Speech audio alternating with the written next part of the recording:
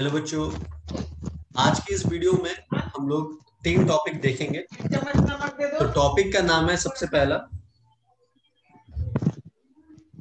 Percentage composition देखेंगे।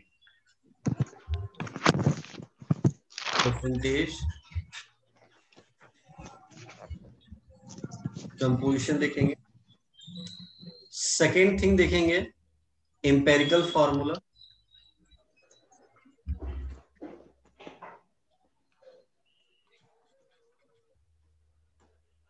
और third देखेंगे molecular formula.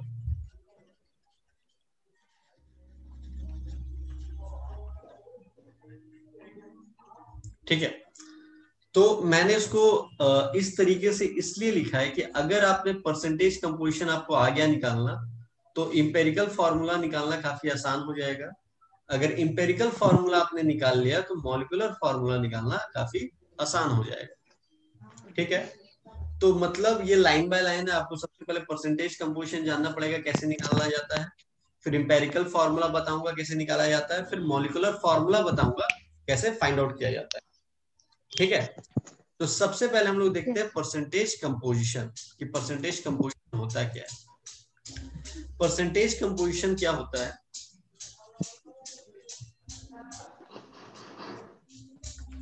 Percentage composition, percentage composition क्या होता है? Mass of that quantity in compound upon the mass of compound. ठीक है, क्या बोला मैंने? Mass of that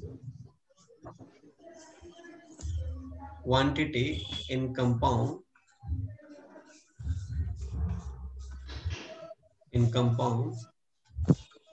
upon mass of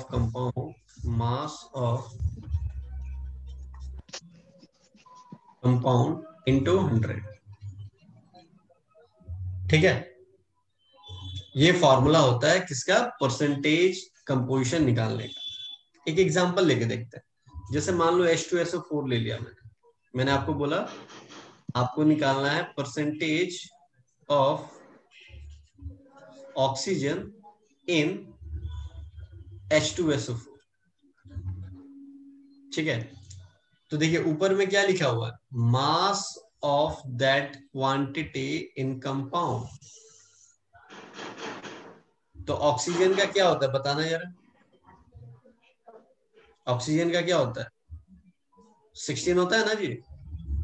yes sir. और कितना है? 4 ऑक्सीजन है तो 4 इंटू 16 हो जाएगा upon mass of the compound. पूरे का मास ऑफ द कंपाउंड निकालना है तो हाइड्रोजन का कितना होता है? 1। तो you get 2 into 1 plus S का कितना होता है? 32 लिख दिया प्लस ऑक्सीजन तो अभी हमको पता ही है 4 इंटू 16। इसको सॉल्व करेंगे you will get the percentage of oxygen in H2SO4। कोई दिक्कत? सर इंटू 100 भी होगा ना? हाँ इंटू 100। ठीक है, तभी तो इंटू 100 करेंगे तभी तो परसेंटेज निकलेगा। ठीक है, यस सर। चलिए अब H2SO4 का देखिए ऑक्सीजन का सेम क्वेश्चन दे रहा हूं मैं। Percentage of oxygen in H2SO4 के काफी आसान है। तो ऑक्सीजन तो यहाँ पे अकेला है ना, अकेला है तो क्या हो जाएगा? 16 अपॉन 16 H2 2 H2O तो मतलब 2 इंटू 1 प्लस क्या हो जाएगा 16।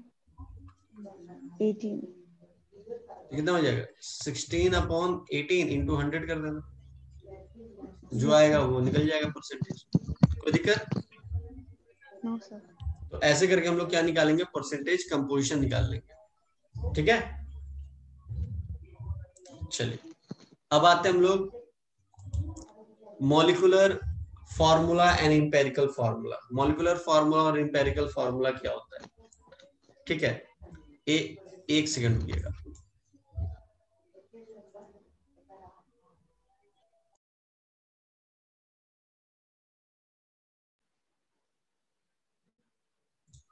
आप लोगों को क्लियर हो गया?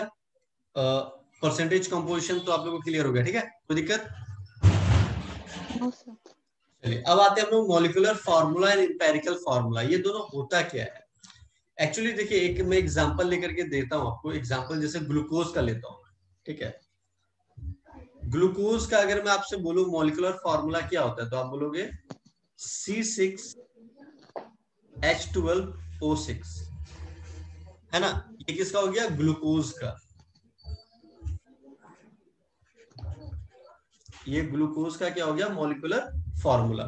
बट मैं पूछूं कि इसका मॉलिक्यूलर फार्मूला तो ये है, बट एम्पिरिकल फार्मूला क्या है, तो अगर मैं इसको सिंपलेस्ट फॉर्म में लिख दूं तो दैट इज कॉल्ड द क्या, एम्पिरिकल फार्मूला। तो कैसे उसको सिंपलेस्ट फॉर्म में लिख सकते हैं, तो देखिए टू के टेबल में देखिए टू, मतलब मैं ये कट मतलब कि ऐसे काट के दिखाइएगा नहीं, बट मैं आपको सिंपलेस्ट फॉर्म में बता रहा हूँ कि 2 3 जा 6, 2 4 जा 12, 2 6 जा 12, है ना, 2 3 जा 6।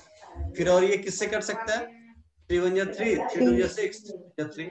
तो इसको मैं क्या लिख सकता हूँ, 6 सॉरी C1H2O1। कोई दिक्कत, नो सर। तो इसको क्या बोलूंगा, इसको बोलूंगा एम्पेरिकल फॉर्मूला ऑफ ग्लूकोज। आया समझ में, एम्पेरिकल फॉर्मूला बोलो। अब तुम बोलोगी कि सर अगर मान लीजिए ये बराबर से नहीं करता है, जैसे मान लीजिए सर पॉइंट में कुछ आ रहा है, तो पॉइंट में आपको नहीं रखना है, ठीक है। इंटीजर में नहीं रखना आपको किस में रखना है, होल नंबर में। किस में रखना है, होल नंबर में। लिख दे रहा हूं, होल नंबर। एक और एग्जांपल लूं क्या, एक और सर एग्जांपल। ये बोलो एंडिंग बोलो, वाला फिर से बताइए ना। कौन सा, ये होल नंबर वाला फिर, होल होल नंबर वाला। नंबर वाला जैसे मान फिर लो से फॉर बताइए। एग्जांपल, C2H2.5O6 हो गया, ठीक है। तो ये नहीं आना चाहिए, ये नहीं होना चाहिए। बात समझ रही अच्छा, हो, हाँ पॉइंट वैल्यू नहीं होना चाहिए। हाँ। जैसे आपका ऐसे हो सकता है, इस तरीके से हो सकता है। इंटीजर भी नहीं होना चाहिए। इंटीजर क्या, नेगेटिव नंबर वगैरह भी होता है ना उसमें। आपका सिर्फ होल नंबर अच्छा होना चाहिए, होल नंबर। होल नंबर क्या होता है, अच्छा। होल नंबर कहाँ से स्टार्ट होता है, 0 1 2 0 2। डॉट डॉट डॉट चलता जाता है। Yes sir. तो होल नंबर में होना चाहिए, इंटीजर में भी नहीं होना चाहिए, ठीक है। Yes sir. तो चलिए देखिए, अब मैं बताता हूँ आपको।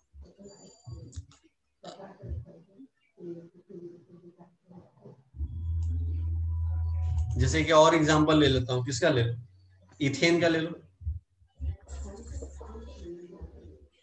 इथेन का क्या होता है बताओ, फॉर्मूला क्या होता है, C2H6। ये तो मॉलिक्यूलर फार्मूला हो गया।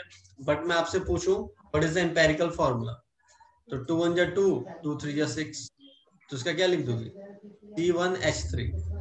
ये क्या हो गया, ये हो गया एम्पेरिकल फार्मूला। आ रहा समझ में। Yes sir. अगर मैं आपको बोलूं कि अब इस एम्पेरिकल फार्मूला से वापस आपको मॉलिक्यूलर फार्मूला में जाना है, एम्पेरिकल फार्मूला से आपको फिर से मॉलिक्यूलर फार्मूला में जाना है, तो आपको क्या करना पड़ेगा, क्या करना पड़ेगा बताइए। जैसे मान लो C1H3 है। अब मैं बोलूंगा तुमको फिर से मॉलिक्यूलर फार्मूला में जाना है, तो तुम क्या बोलोगे, सर 2 से मल्टीप्लाई कर दो ना।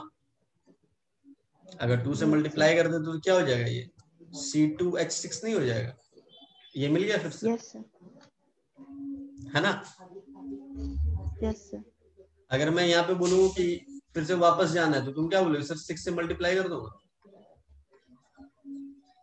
6 से मल्टीप्लाई कर देंगे तो क्या हो जाएगा, C2H12O6, है ना। Yes sir.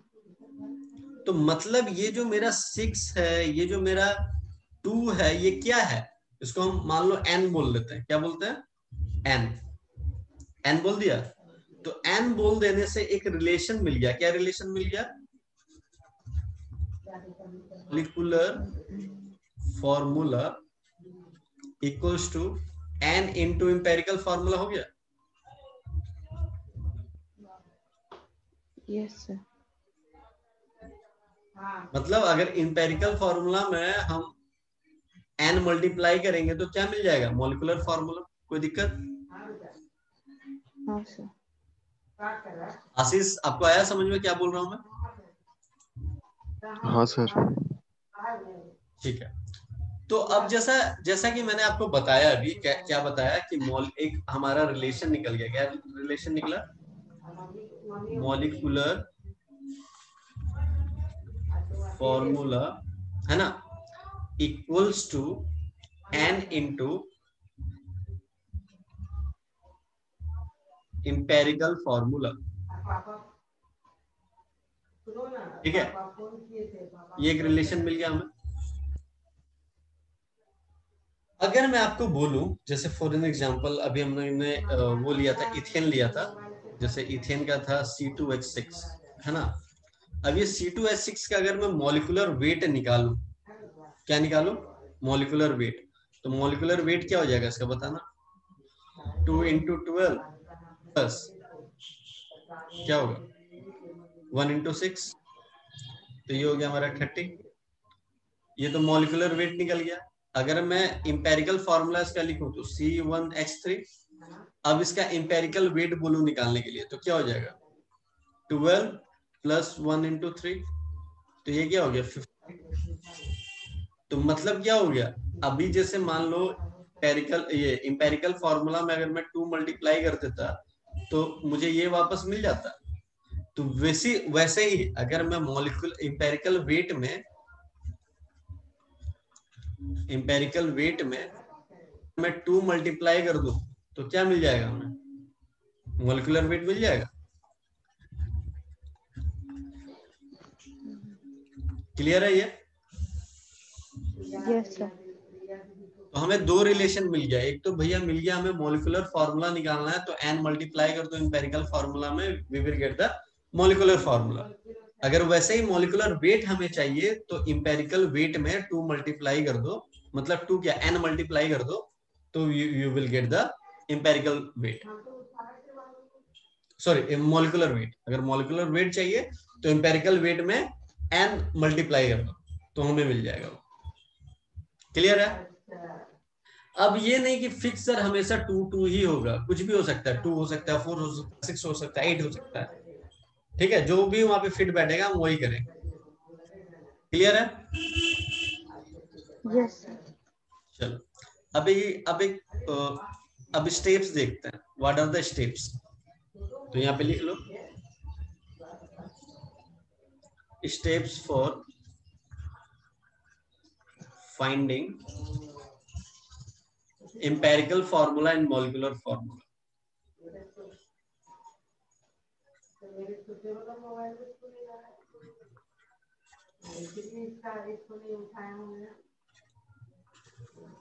And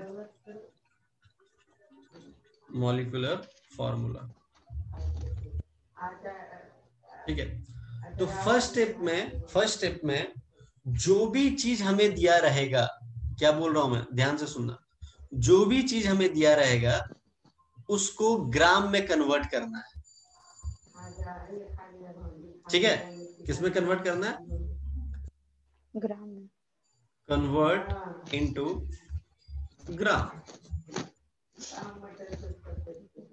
तुम बोलोगे सर कैसे? तो एक एग्जांपल देके समझाता हूँ। जैसे अगर मान लो डायरेक्टली ग्राम में दे दिया, जैसे फॉर एन एग्जांपल C आपको दे दिया 4.8 ग्राम और H दे दिया आपको 1 ग्राम, तो कोई झंझट ही नहीं, स्टेप 1 ऐसे ही कंप्लीट हो गया। बट आपको बोल दिया, क्या बोल दिया कि 69.9%, ठीक है,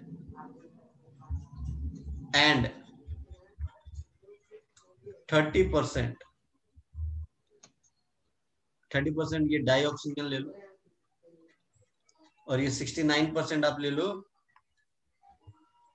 ऑक्साइड, आयरन ऑक्साइड ले लो।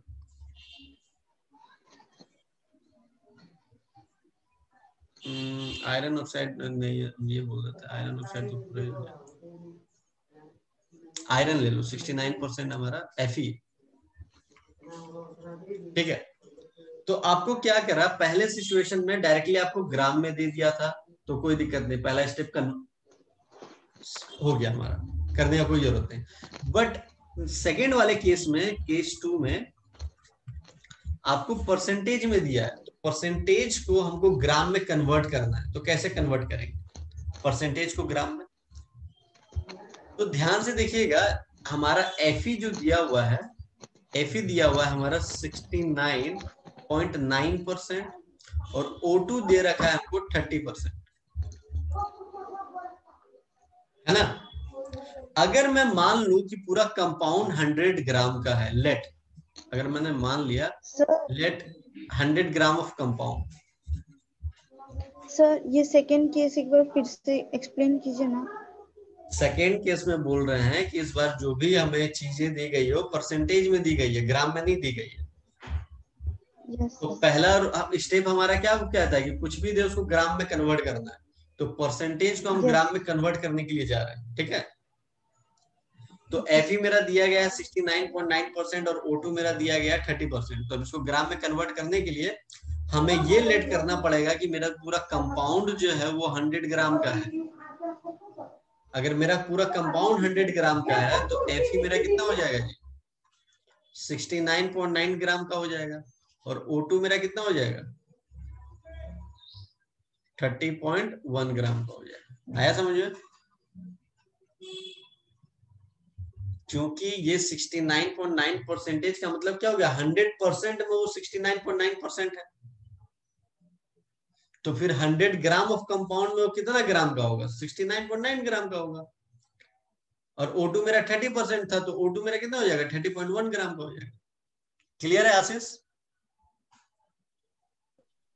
हेलो। हाँ सर। हाँ ठीक है, सर। चलिए अब स्टेप 2 में जाते हैं। स्टेप 2 क्या करना है? स्टेप 2 में हमें निकालना है एटॉमिक रेशियो। स्टेप 2 यहां लिख देता हूं मैं, स्टेप 2।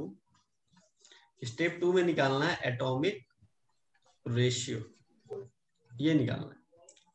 तो एटॉमिक रेशियो तो आप लोग बता चुका हूं यार, गिवन मास अपॉन द, क्या पता है ना कैसे निकाला जाता है एटॉमिक रेशियो? एटॉमिक रेशियो आता है आप लोगों को निकालना। फिर थर्ड स्टेप में आपको करना है क्या है? थर्ड स्टेप में आपको करना है डिवाइड मोल वैल्यू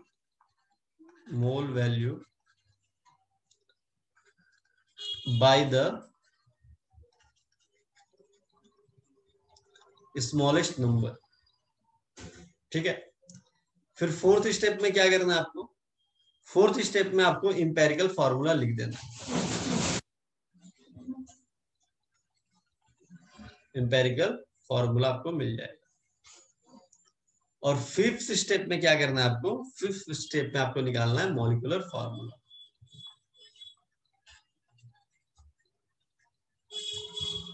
ये स्टेप्स आप लोग लिख लीजिए या स्क्रीनशॉट ले लीजिए।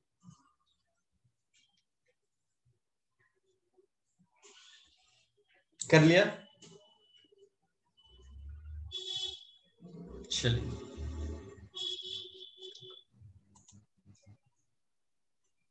तो एक क्वेश्चन लेते हैं हम लोग। क्वेश्चन है हमारा, क्वेश्चन दिया गया है 4.8 ग्राम और H दिया गया है 1 ग्राम। मॉलिक्यूलर वेट दे दिया गया आपको,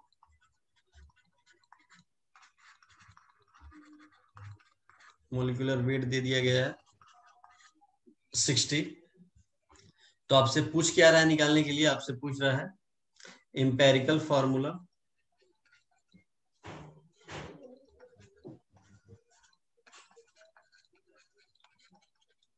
एंड मॉलिक्यूलर फॉर्मूला।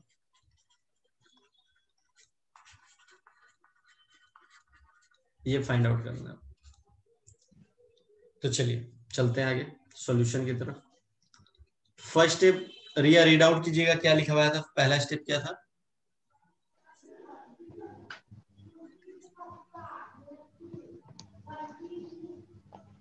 थोड़ा फास्ट जवाब दीजिए। आप लोग तो खाना खा के बैठे हुए हैं, हम तो खाना भी नहीं खाए अभी तक। Sir convert into gram.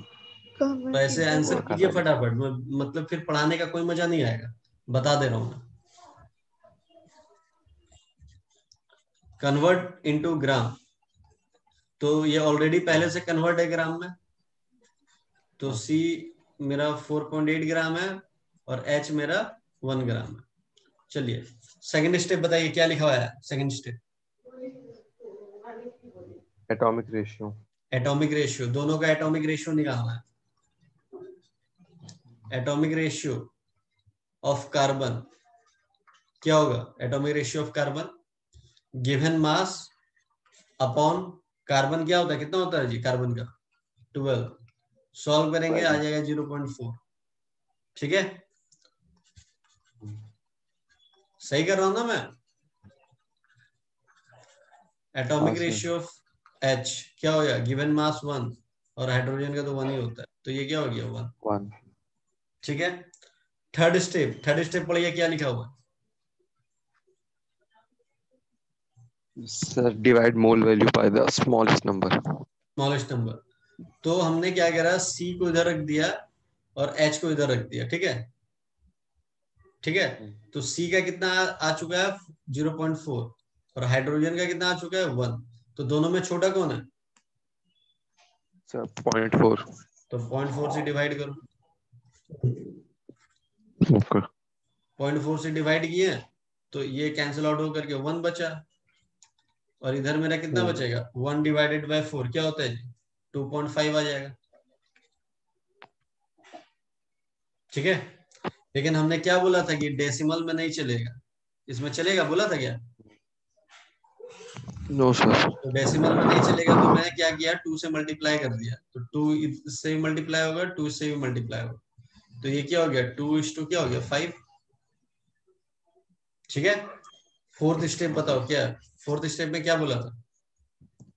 अब सर इंपेरिकल फार्मूला निकालना है बस, एम्पिरिकल और फार्मूला, मॉलिक्यूलर फार्मूला उसके बाद। तो C हो गया, इधर H लिख दिया, तो C मेरे पास कितना है 2, तो C 2, H कितना 5, तो ये हो गया इंपेरिकल फार्मूला। आया समझ में? हाँ सर। अब फिफ्थ हमारे क्या निकालना है? फिफ्थ में molecular formula. Molecular. Molecular formula का अभी रिलेशन क्या बताया था? मॉलिक्यूलर फार्मूला इक्वल टू क्या बताया था? N इंटू इंपेरिकल फार्मूला बताया था। Empirical formula. ठीक है, तो ये N निकालने के लिए एक फार्मूला भी बताया था आपको। N निकालने के लिए N इक्वल टू मैं बोल सकता हूँ molecular weight upon empirical weight. Weight पे भी एक रिलेशन निकाले थे ना जी। हाँ सर।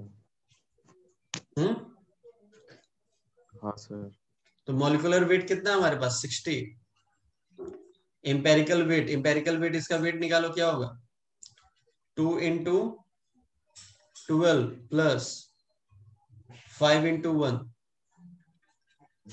सॉल्व करेंगे कितना हो जाएगा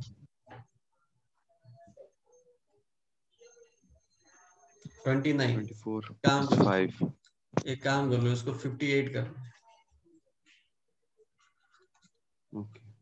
ठीक है, तो 29 डिवाइड करेंगे 2 से आगे 2 आ गया ना। हाँ चलिए 2 आ गया, तो अब क्या करेंगे 2 आने के बाद n मेरा 2 आ गया, तो इस पे यहाँ 2 पुट कर दो, तो मॉलिक्यूलर फार्मूला मेरा क्या हो जाएगा? मॉलिक्यूलर फार्मूला मेरा क्या हो जाएगा 2 इंटू इंपेरिकल फार्मूला कितना था C2H5, तो 2 मल्टीप्लाई हो जाएगा तो क्या हो जाएगा C4H10। क्लियर है? ठीक है सर। कोई दिक्कत? No sir. चलिए फटाफट एक दूसरा क्वेश्चन करता है। चलिए अब नेक्स्ट क्वेश्चन में दिया हुआ है आपको, इस बार परसेंटेज में दे दिया। सेकंड केस जो हम लोग देख रहे थे इस बार परसेंटेज में दे दिया 69.9% Fe दे दिया आपको, और O2 दे दिया आपको कितना 30%, 30.1%। ठीक है, तो फर्स्ट स्टेप क्या था हमारा? Convert into the gram. तो अगर मैं पूरे कंपाउंड को लेट, यहाँ पे लिख लेना लेट क्या कर रहा है 100 ग्राम ऑफ कंपाउंड, हमने लेट कर लिया 100 ग्राम ऑफ कंपाउंड है, तो ये भी तो 100% में 69.9% है ना, ये भी तो 100% में 30.1% है। तो मैं क्या बोल रहा हूँ कि 100 ग्राम अगर मैंने कंपाउंड माना है, 100 ग्राम कंपाउंड माना है, तो मेरा Fe कितना हो जाएगा, Fe भी तो हो जाएगा 69.9 ग्राम, है ना। और O2 भी क्या हो जाएगा 30.1 ग्राम। ये ग्राम में कन्वर्ट हो गया। ग्राम में कन्वर्ट हो जाने के बाद क्या निकालना है हमको, एटॉमिक रेशियो। एटॉमिक रेशियो, तो atomic ratio of Fe, Fe का क्या निकलेगा एटॉमिक रेशियो, गिवन मास कितना दिया है 69.9 ग्राम अपॉन Fe का कितना होता है 55.8, सॉल्व करोगे आ जाएगा 1.25। ठीक है, अब उसका ऑक्सीजन का निकालेंगे। ऑक्सीजन का गिवन दिया हुआ 30.1 और इसका कितना होता है 16, तो क्या हो जाएगा 1.88। थर्ड स्टेप बताइए क्या बोल रहा है, divide the mass value by the smallest number. तो F इधर लिखेंगे H2 के, और इधर क्या लिखेंगे, इधर क्या लिखेंगे O। तो Fe मेरा कितना आया 1.25, O कितना आया 1.88। ठीक है, अब दोनों में स्मॉलेस्ट कौन है जी 1.25, तो 1.25 से डिवाइड कर देंगे, ये कैंसिल आउट होकर के 1 आ गया है ना। तो मेरा हो गया 1:2, इसको भी हम लोग कैंसिल आउट करोगे तो यहाँ पे आएगा 1.5, जो कि हमको नहीं चाहिए, डेसिमल में नहीं चाहिए, तो इंटू क्या कर देंगे, इंटू 2 कर दो, तो ये हो गया 2:3। तो हमको पता चल गया 2:3 के रेशियो में है ये। तो फोर्थ में क्या लिखेंगे, इंपेरिकल फार्मूला। तो इंपेरिकल फार्मूला Fe यहाँ हो गया, ये हो गया, तो Fe कितना है जी 2 है, और O कितना है 3 है। ये क्या हो गया Fe2O3 मेरा इंपेरिकल फार्मूला बन गया। ठीक है, मॉलिक्यूलर फार्मूला के लिए अभी बता रखे थे कैसे करके निकालना है। मॉलिक्यूलर फार्मूला इक्वल्स क्या था, N इंटू इंपेरिकल फार्मूला, है ना। तो N निकालने के लिए क्या बोला था, N निकालने के लिए क्या था, molecular weight upon empirical weight. Empirical weight, तो मॉलिक्यूलर वेट आपको देखिए इसमें तो गिवन दिया हुआ नहीं था, बट जब भी आपको एग्जाम में दिया रहेगा तो आपको मॉलिक्यूलर वेट गिवन दे दिया रहेगा। ठीक है, तो जो भी यहाँ पे दिया रहेगा वो यहाँ पे आप पुट कर देना, इंपेरिकल वेट निकाल ही लोगे। इंपेरिकल वेट बताया ना निकालने के लिए, कैसे निकलेगा इसका, 2 इंटू Fe कितना है, Fe देखिए कितना है 55.8 प्लस 3 इंटू O कितना है जी 16। इसको सॉल्व करोगे जो आएगा उसको यहाँ पुट कर देना, तो N निकल जाएगा, N निकलेगा यहाँ पुट करना, ये मल्टीप्लाई हो जाएगा इंपेरिकल फार्मूला से। ठीक है, तो जब ये मल्टीप्लाई हो जाएगा तो क्या निकलेगा, molecular formula. You will get the molecular formula, जो प्रीवियस क्वेश्चन में जैसे किए थे। ठीक है, 2-3 चीजें पे आप लोगों को ध्यान देना है। फर्स्ट आपको क्या ध्यान देना है कि पहला स्टेप ग्राम में होना चाहिए, दूसरा स्टेप आपको कि एटॉमिक रेशियो आप निकाल लोगे, थर्ड स्टेप जो सबसे छोटा है उससे हम सबको डिवाइड करेंगे, फोर्थ आपको ये ध्यान में रखना है कि ये जो है वो डेसिमल में नहीं होना चाहिए। उसके बाद आप इंपेरिकल फार्मूला जैसे निकाले तो जो रिलेशन मैंने बताया था उससे आप मॉलिक्यूलर फार्मूला निकाल लोगे, काफी इजी है। कोई दिक्कत इसमें? नहीं सर। ठीक है, तो आई होप मैंने स्टेप बाय स्टेप सारी चीजें आप लोगों को समझाई है। ठीक है, आप लोगों को समझ में भी आ गया होगा। और बाकी अगर ज्यादा क्वेश्चन आप लोगों को करना है तो आप व्हाट्सएप करना, मैं नंबर ऑफ क्वेश्चंस और सेंड कर दूंगा, उसमें आप लोग प्रैक्टिस कर लीजिए। मिलते हैं फिर नेक्स्ट वीडियो में, टिल देन बाय बाय।